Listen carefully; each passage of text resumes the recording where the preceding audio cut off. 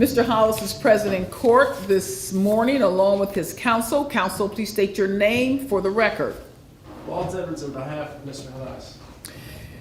On behalf of the state of Ohio, would you please state your name for the record? Gregory Paul, Assistant Prosecuting Attorney, Your Honor. Thank you very much. Previously, on October 21st, 2024, the defendant pled guilty to count 1, attempted murder.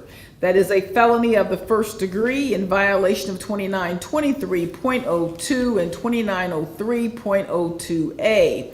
That carries a possible penalty from 3 years in prison up to 11 years in prison and a fine of up to $20,000. This charge is also subject to Reagan-Tokes, which means that once the defendant is placed in once he is sentenced, he's looking at an additional, could be up to an additional 5.5 years. So on this charge, he is looking at anywhere from 3 years in prison up to 16.5 years in prison. The court has had the opportunity to review the pre-sentence investigation report that was prepared by the Cuyahoga County Adult Probation Department and has made that report available to counsel. Before imposing sentence, this court will consider the record, the PSI, and any written or oral statements made to the court today as is required by Revised Code Section 2929.19b1. Mr. Halasz, we are here to impose sentence in your case. Before I determine what sentence to impose, I will allow you, your attorney, as well as the state of Ohio to address this court. Before we get started, counselor, is there any reason to not go forth? No, Your Honor. Then you may proceed first, and I'd like you to come to the podium when you speak. Thank you.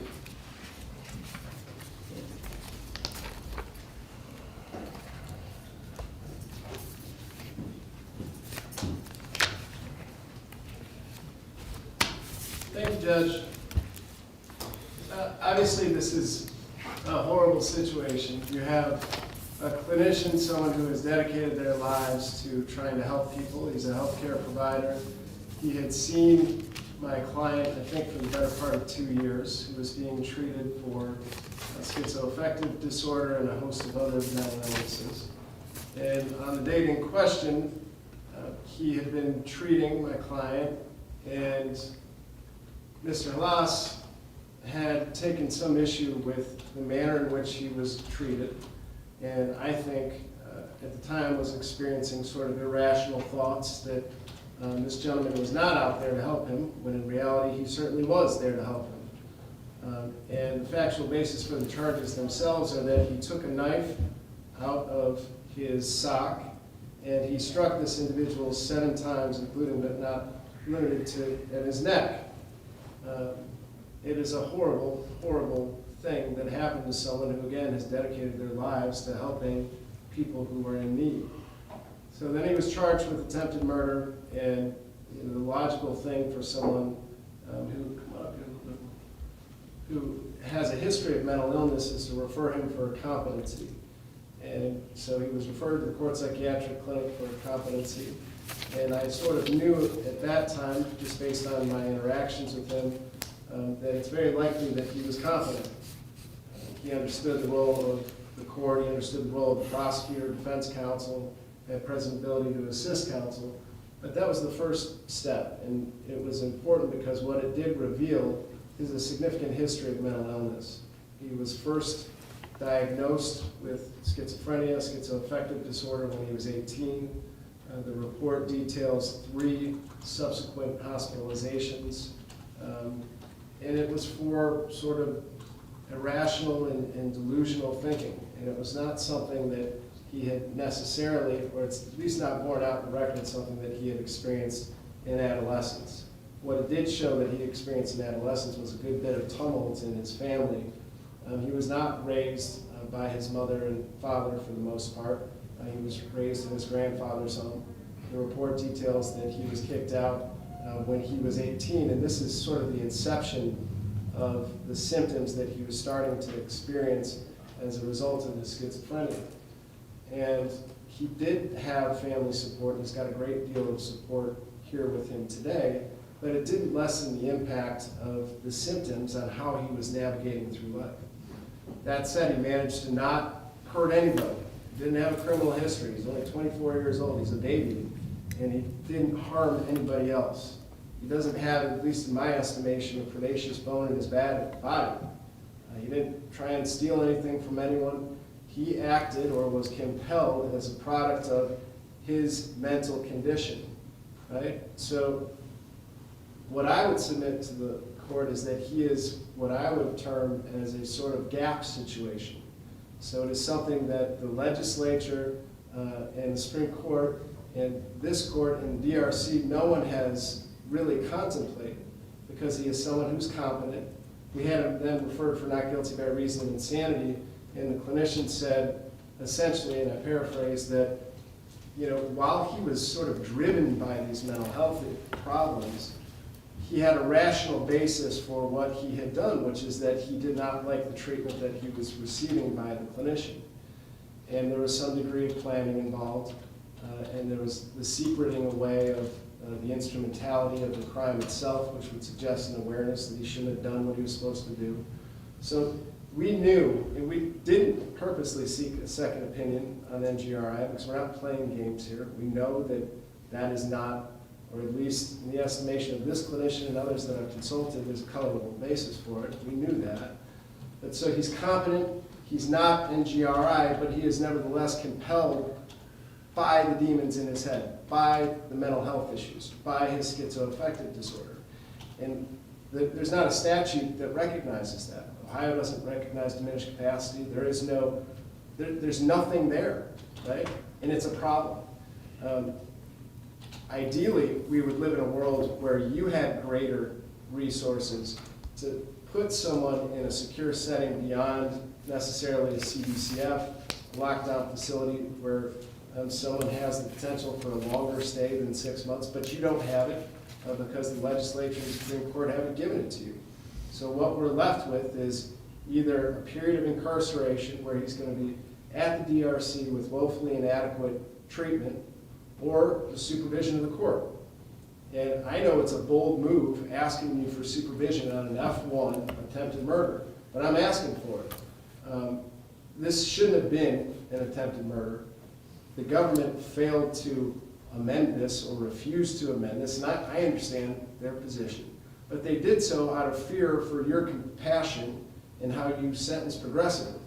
That's why they didn't do it. There was no amendment, no consideration that was given to a 24-year-old young man with no criminal history, where all of us can agree that he was acting out of mental illness.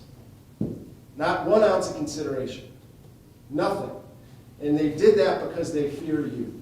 They fear your compassion, and that you would get this. You would get that putting him in a cage at the Department of Rehabilitation and Corrections with inadequate mental health counseling is not going to serve anybody, because not only are they not going to be able to treat him, but guess who's going to be able to guide and treat him who has even less resources? The APA. So we're going to put him in a cage where he's going to have an uneven medication schedule, and then when we release him from that cage into the community, we're going to have him supervised by the adult parole authority who has even less resources than the DRC. And who's going to be better off then? The people in the community that he's released to? No way. There's not a chance. Or, in the alternative, the court is in receipt of Lottie Gray's plan, who I appreciate all of her efforts.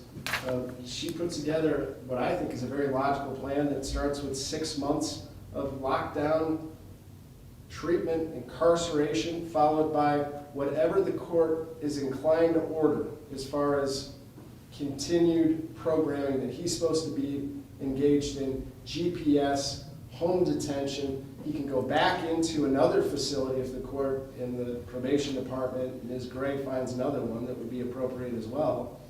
But the point is, you could conceivably supervise him infinite, right? So the statute says that you can only supervise someone for 5 years. Well, we know as a practical matter that there are people who have been under the supervision of the court for far in excess of 5 years. It gets extended And there's not a statute that contemplates that says that you lack the authority to extend it beyond 5 years if there is a finding that it's appropriate, right? So you just can't order 5 years on the front end, but you can always extend it. So who is going to be better off when this court, who has all the resources, is going to be able to supervise him functionally, potentially, for the balance of his life, or we're going to put him in a cage. And then when he's done being in that cage, we're going to have him supervised by a non-mental health trained adult parole authority parole officer who has access to limited resources, who's going to dump him in a community and say, here, I hope the best for you. I think that the option with respect to supervision is far more logical. I think that contemplates the safety of the community best. There's no way that sending him to prison and then releasing him is going to ensure the safety of the community.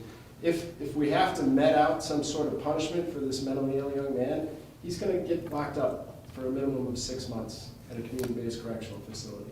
He gets it. He regrets it. He didn't want to do it that day. He understands that this individual didn't deserve that. The government's going to show you videos and pictures of injuries which are very, very compelling. There is no doubt this should not have happened. This man did not deserve this. But if you want to fashion a disposition most consistent with the purposes and principles of felony sentencing, what I have proposed and what Ms. Gray has proposed, I believe, is most consistent. And I would thank the court. Thank you very much. On behalf of the state of Ohio. Thank you, Your Honor. You and your client can have a seat. Thank you, Judge. Yeah.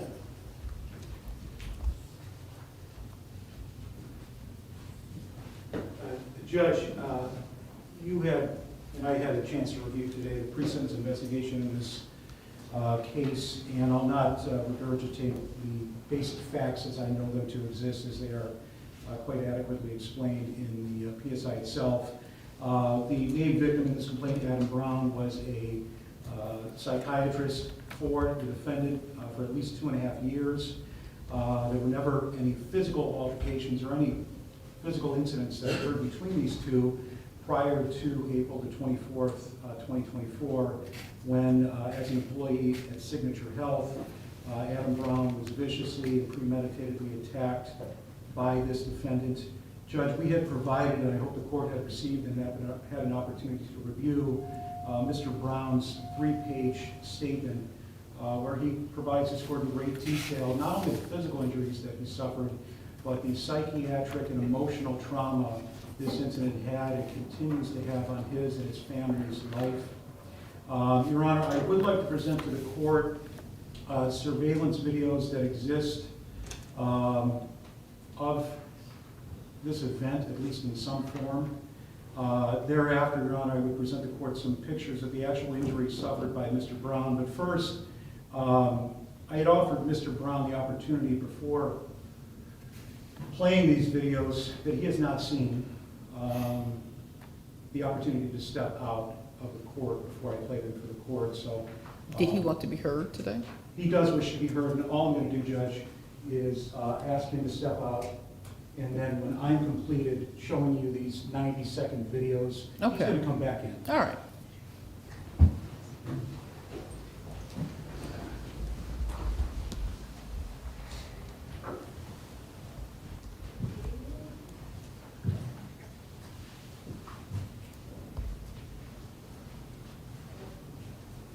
In addition to the victim, are there other people going to speak as well? At this point, Judge, Any other witnesses? Just the victim. Okay. All right. Judge, I've marked these 2 surveillance videos as State's Exhibit 15 and State's Exhibit 16. And I hope the court can see adequately here.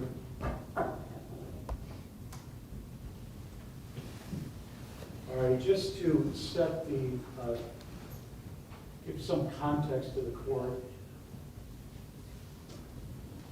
Your Honor, this is surveillance video the moment the actual attack occurred inside what was Mr. Brown's office. You see him run out clutching the right side of his neck, and you see the defendant follow after him.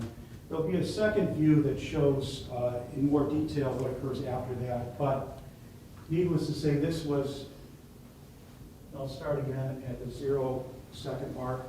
In total, it's 1 minute and 32 seconds, but you'll see, you don't see the initial attack, Judge, but you do see Mr. Brown fleeing from his office, and he's being chased, if you will, eventually by the defendant.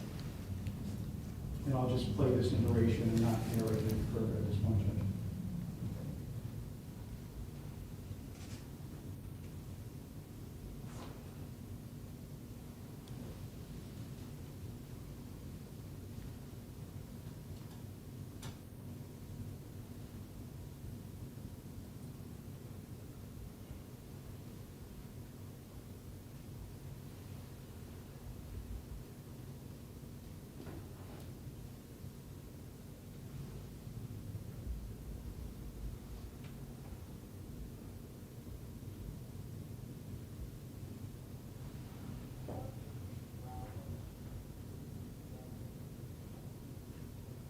And I'll stop at the 1 minute and 5 second mark, which is the point, Judge, when security from the first floor arrives at the second floor.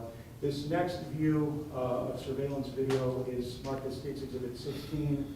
It offers the court a view of, I guess, where Mr. Brown ended up on that second floor. As you saw him run down the hallway and make a right, this will give you that view of that hallway.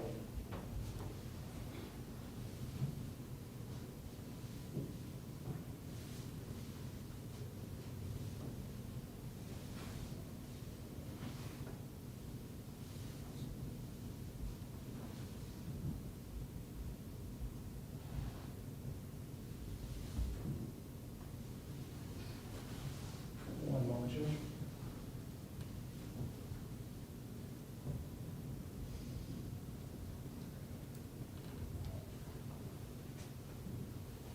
And once more, this is State's Exhibit 16, which is that other hallway on the second floor of Signature Health.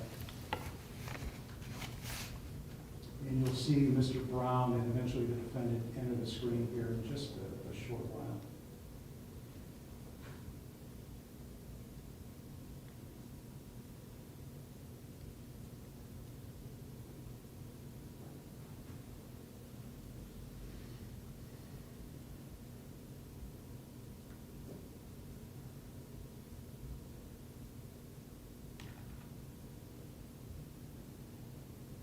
And now you see Mr. Brown enter once more, still grasping the right side of his neck. And that's the defendant carrying on with his attack. Where, of course, he's subdued momentarily by a staffer.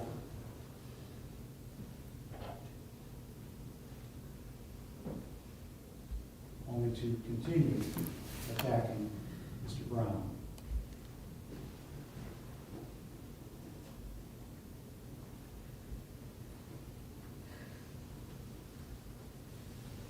Until eventually security does arrive from the first floor, Judge, and orders the defendant down to the ground at gunpoint.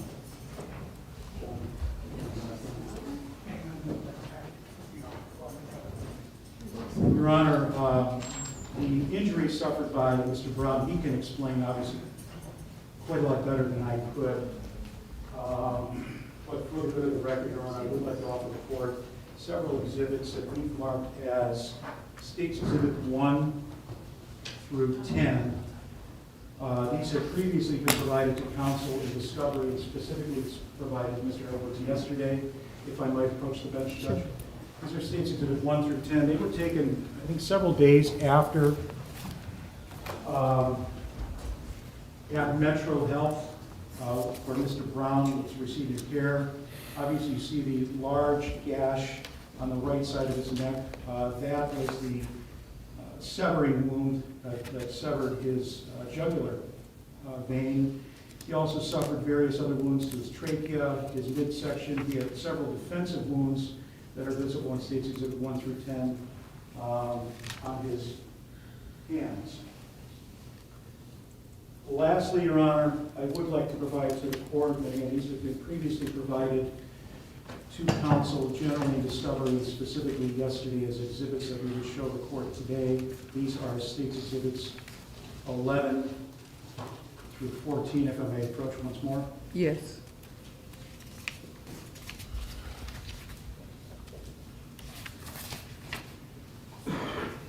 I'm sorry, what's the difference you said? Difference is Oh, I'm just, 1 through 10 are various injuries about the body. and what'd you say this was? Those are specific crime scene photos. Oh, for gotcha. delay, as well as the knife that Mr. Edwards alluded to that was secreted away by this defendant before he arrived at Signature Health that day.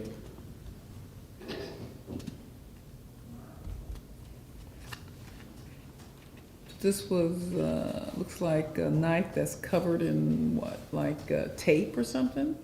Or is it a real knife, or is it more of a something else? It is a knife. I can surmise just from looking at it that it was covered with tape, and I'm recalling from the defendant's own statement in his sanity evaluation that he had taped the handle of the knife, or Okay. whatever it was. Okay. Also in that statement, he did discuss his efforts to purposely secret that away on his body. I think he said he tucked it in 2 layers of socks in his boot before he arrived at Signature Health that day for his scheduled meeting with his clinician, Mr. Brown. Mr. Edwards alluded to the fact that we weren't inclined or did not offer any sort of plea to this defendant. That is true. Because in every sense of the word, every definition of the word, or words that make up the offense of attempted murder, this defendant did. He purposely sought out to kill that day Mr. Brown. And by no design of his own, Mr. Brown is still with us. The only reason Mr. Brown is still with us today is because of the efforts made by Mr. Brown's co-workers who saved him from this attack. Because security, by my estimation, was about 90 seconds too late in helping Mr. Brown. They had to throw 2 chairs at this defendant, had to physically grapple with him to keep him from furthering his attack on Mr. Brown. It was only until Mr. Halasz was ordered down at gunpoint that he ceased. Your Honor, what is depicted in the video is an unrelenting, premeditated attack. It's cold, it's calculating, it's almost indescribable to put into words. Thankfully, we have it here with us today so this court can see exactly what this defendant did to a person whose only purpose that day was to help him. Yet he carried about a plan to murder a person that only exists to help him. His sanity evaluation, he discussed in great detail that he was not satisfied with the care that he was receiving from Signature Health and Mr. Brown, and he wanted to put into motion a certain event to eliminate that. I had a conversation with several persons, including Mr. Brown today, that our system isn't really set up to find out why a person commits a crime. We're just not set up for that. We may go through an entire trial and we'll never know why a defendant does a certain act. That's known only to him or her, and such is the case here. It's personal to Mr. Halasz why he decided to attack Mr. Brown this day. Your Honor, I am not unsympathetic to the plight of persons with mental illness. We see far too many cases come through this courthouse where persons with a mental health history or a mental health diagnosis attack a police officer or assault a family member. And you know what? We do give those persons services. We're not quick to lock up anyone because we acknowledge that they do have a mental illness and the gravity of the harm, not to say it's okay to attack anyone, least of all a police officer, I'm just using that by way of example. But the actual harm caused can be repaired. It can be remedied. We can offer you services. But here a line was crossed. You know, that line comes with it repercussions when you cross that line. If Mr. Halasz had carried out his exact plan, we wouldn't be talking today about reintegration plans and CBCF. We would be talking about putting Mr. Halasz away for the rest of his life. because he would have murdered Mr. Brown, because that was his specific intention.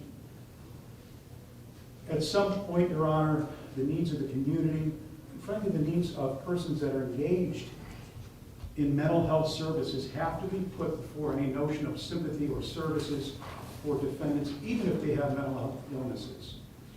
Mr. Edwards, unfortunately, takes a very dim view of the services and resources offered by our DRC and our specific prisons. They are adequate for what we can offer. It's not perfect, but it's something. But again, we're not here to talk about the needs of Mr. Halasz anymore. He crossed the line. Accordingly, Your Honor, we would ask this court to impose a sentence of 11 years, which I realize is the maximum amount. And I realize that on its face, asking for an 11-year sanction, a maximum sanction in this case, might make it appear as though I'm not sympathetic to his mental health needs. I am, but the needs of the community have to come before that. Your Honor, I would like the opportunity for Mr. Brown to be heard, if he would join me at the podium.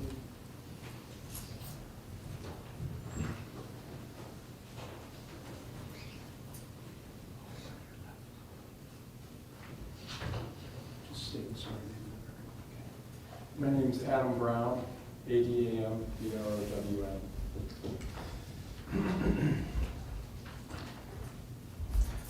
I'd like to thank this court for giving me the opportunity to speak today. The events of April 24th have significantly changed my life. The defendant's actions on that day had a deep impact on me, which will affect me for the rest of my life.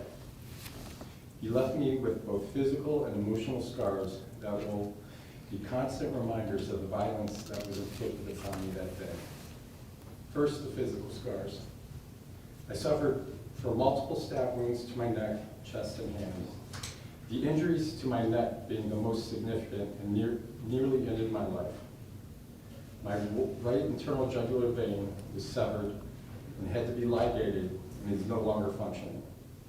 I had stab wounds that punctured my trachea and caused significant damage and impaired my ability to speak and swallow. The wounds on my hand were caused by me trying to protect myself from the stabbing that he inflicted upon me that day.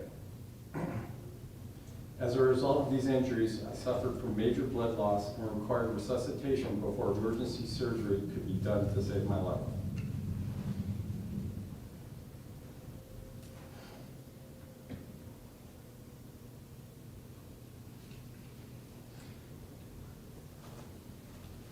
I was in surgery for 6 hours when I woke up.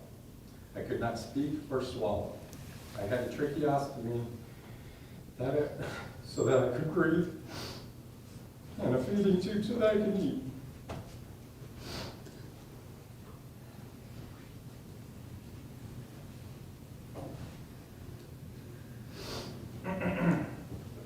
I was in the ICU for several days. I required intensive physical and speech therapy to improve my ability to speak and swallow. This continued for several months after I was discharged. I have nerve damage that affected my ability to use my right arm and causes me pain. This will also require ongoing therapy. I have no sensation to my right ear and most of my neck, and it is unknown if this will ever return. Although these physical wounds are healing, I will have the scars from them for the rest of my life.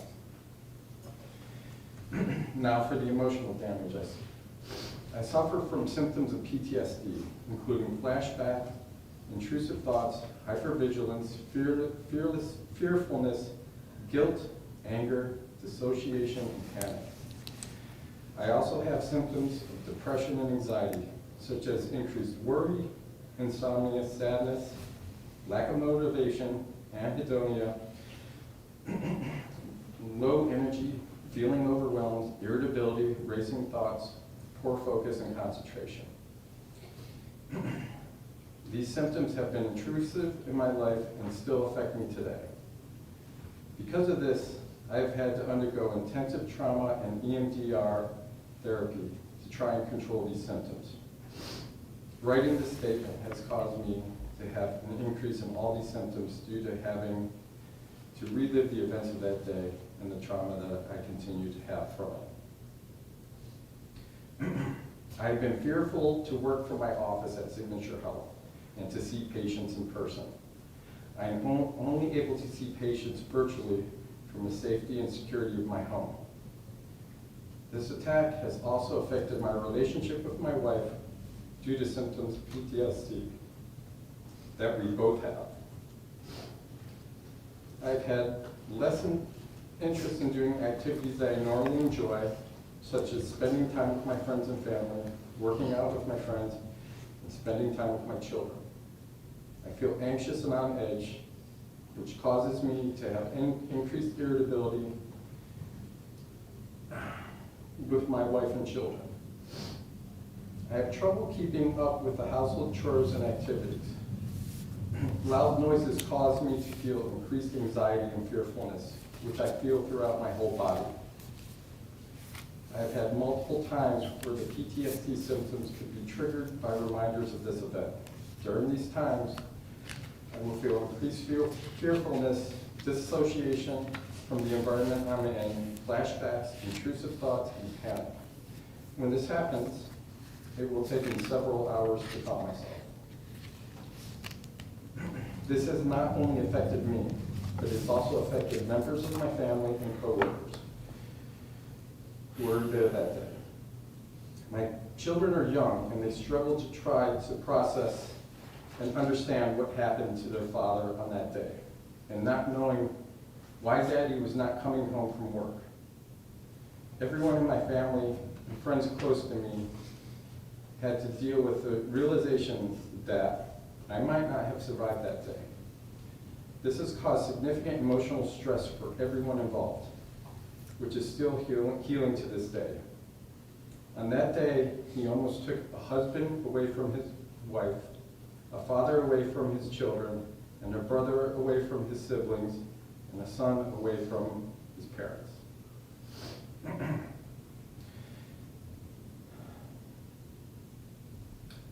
The impact that it had on my coworkers who were there that day has also been great. They witnessed firsthand the attack on me and saw the violence of his actions. He passed several of them in the hallway with a knife in his hand as they came out of their office to respond to my screams for help. My supervisor tried to get me to safety in her office, putting her own life in danger to try to save mine. Several others tried to physically stop him as he was actively stabbing me with the knife, putting their own lives in danger. When the attack was done, several of my coworkers came to my aid as I was bleeding to death. Applying pressure to my wounds and my neck to try to control the bleeding and offering support and hope that I would live despite me having already accepted death.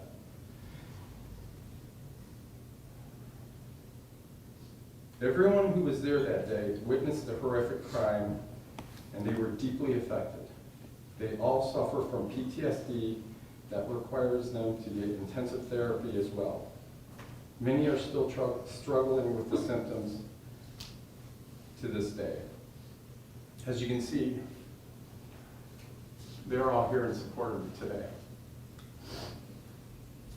Due to the nature of this crime, I feel that the defendant should get the maximum allowable sentence under law.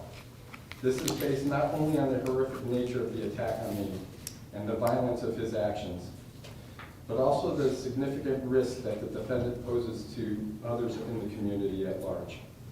The attack on me that day was premeditated, unprovoked, and had the intent to end my life. I say this because he brought the knife in that day with the intention to use it to kill me. His attack on me that day was not isolated to one assault. After stabbing me in my office, he stalked me through the rest of the office floor to continue his attack on me with the intent to kill me. He did not stop his attack as I tried to flee to safety, despite having several opportunities to make an escape through two doors that he passed that he could have exited to leave the building. He chose instead to continue his attack with the intent to kill me. The attack on me was also unprovoked. He had no history of violent behaviors towards me, and he had no indication that he would do this to me that day. Every appointment we had prior to this day consisted of friendly conversations between the two of us to check in on his well-being and to treat any mental symptoms that he may find distressful for him. We had no history of confrontation. I strive to build a patient-provider relationship based on respect between us. I have both a legal and a moral obligation to provide psychiatric care in a manner that is respectful, based on trust, and will do no harm. I was not given that in return. On that day, he broke that trust. He chose to try to end my life for reasons that are unknowable to me to this day. Not only did he break that trust in our relationship, but he has made me question whether I can feel safe and trustful in relationships with the hundreds of other patients that I see. I also feel that he poses a threat to the community at large. The unprovoked nature of his attack on me shows that he is capable of doing this at any time to anyone. Although his attack was focused on me that day, it changed the lives of dozens of people. Right now, he poses a risk to everyone that he has contact with in his life, and I feel that giving him the maximum sentence that this court sees fit to give would help protect me and others. Thank you, Your Honor. Thank you. I'm sorry for what you had to go through. And how are you doing today? It's a rough day. So are you back to work full-time, or are you? I am. I started back in August. Like I said, working exclusive from the home. I did go to the office a couple times, but I had to leave early on those days because those were triggered days for me. Okay. An example of that was one day I was in my office and music was playing, and it was a Wednesday, and the attack happened on the Wednesday. A song came on, a song that I didn't necessarily pay any attention to, and the same music plays on Wednesdays, and I instantly went into flashbacks and had to leave. Okay. How long were you offering him treatment? For about 2 years. 2 years. Maybe a little bit more. Okay. All right. Anything else you want me to know? All right. Thank you very much. Anyone else wants to speak? No, Your Honor. We have Okay. nothing further, Your Honor. Thank you. All right. Thank you very much. You can bring your client back up, and Mr. Halasz, you have the opportunity now to speak. You have the opportunity now to speak. What would you like me to know? Your Honor, I just want to say I'm sorry for what I did. Okay.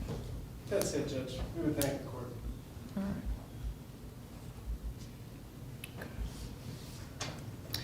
You know, I have two requests here. I have one for community control and one for the max. And I can tell you that this case is very troubling to me. And when I saw the video, it was, even though I wasn't there, even though, you know, this is, 8 months later or 7 months later, I can tell you that I felt the fear of him going through the halls, stalking his victim. After consideration of the record, the oral statements made today, looking at the pre-sentence investigation report, looking at the purposes and principles of sentencing under Ohio Revised Code, Section 2929.11, the seriousness and recidivism factors relevant to the offense and offender pursuant to Revised Code, Section 2929.12, and the need for deterrence, incapacitation, rehabilitation, and restitution, the court does find that a prison term is consistent with the purposes and principles of sentencing set forth in Section 2929.11 of the Revised Code, and finds that the offender is not amenable to an available community control sanction. Furthermore, this court has considered the factors set forth in 2929.12 and finds that a prison term is commensurate with the seriousness of defendant's conduct, his impact on the victims, and is reasonably necessary to deter the offender in order to protect the public from future crimes, and would not place necessary burden on government resources. This crime was, in my opinion, so horrible that even I know all of the staff has to also have PTSD from this, because of the way it occurred and the stalking and sort of the seriousness of the injuries. These injuries are extremely serious. I do not think, and as you can tell, I don't believe that community control is appropriate in this case. And I am mindful of his mental condition, that he has a schizo affect. Let me just make sure I'm saying it correctly here.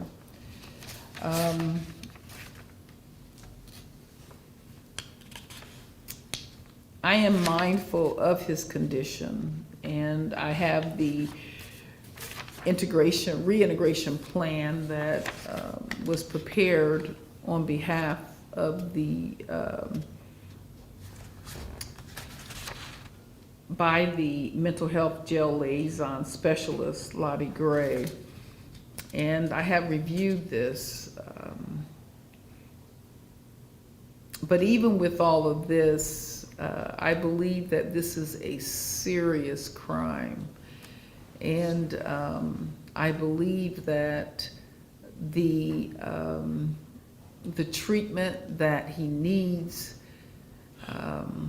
that he should be able to get, if it's not the best, I get it. I mean, it's in prison, but I believe that that's where he needs to be at this time.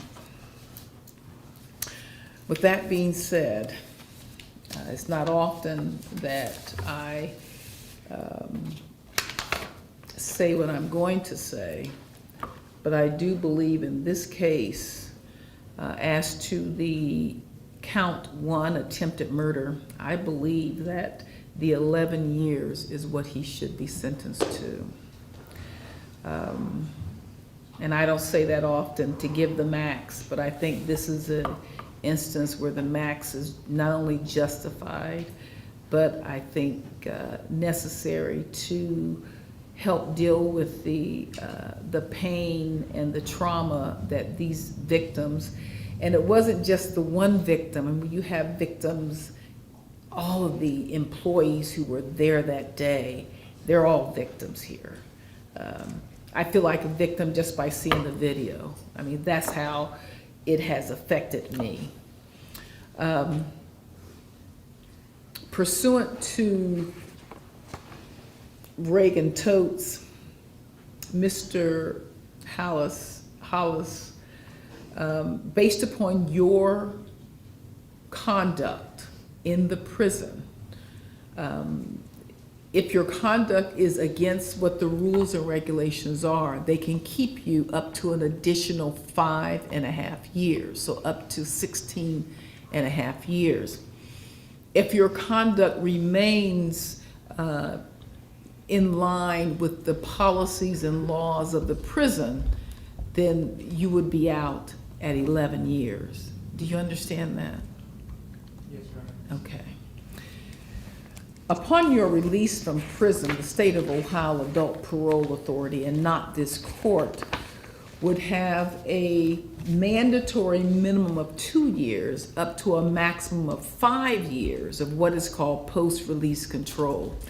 If you fail to meet the terms and conditions of any post-release control supervision imposed upon you, then the Adult Parole Authority can modify and/or extend your supervision and make it more restrictive. They can incarcerate you for up to half of the original sentence imposed by this court.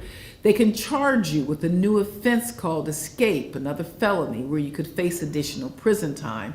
And if you commit a new crime while on post-release control, you can face the maximum penalty under the law for the new crime committed. Unless the defendant is serving a prison term that cannot be reduced under the law, defendant may be eligible to earn 1 or 5 days credit towards his sentence for each completed month during which the defendant participates in educational or other programs. In addition, the defendant may earn up to 5 days credit towards his sentence for successful completion of a second such program. This earned credit is not automatic but must be earned by the defendant. The defendant is assessed court costs in this case. However, those court costs can be paid through court community work service within the confines of the prison with the warden's approval in lieu of any cash payments. Mr. Halasz, you have the right to appeal this sentence within 30 days of the entry of the court's sentencing decision, and you have the right to have a notice of appeal timely filed on your behalf. If you're unable to pay the costs of an appeal, you have the right to an appeal without payment. If you're unable to afford counsel for an appeal, counsel will be appointed for you. If you're unable to pay the cost of documents necessary to effect that appeal, those documents will be provided to you without cost. Do you understand everything that I've said? Yes, Your Honor, I understand. Do you have any questions you need to ask me at this time?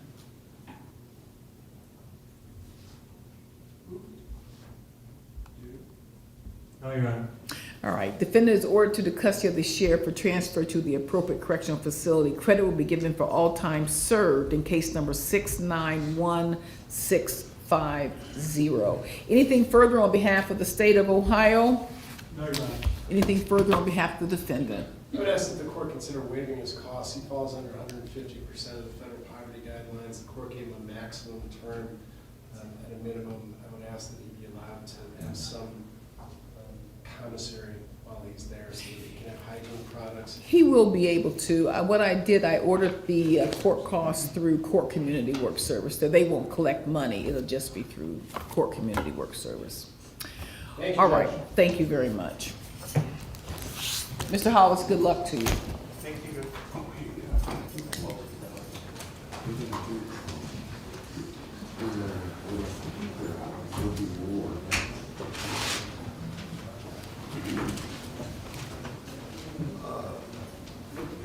John, can you let Andrea know we're doing award next?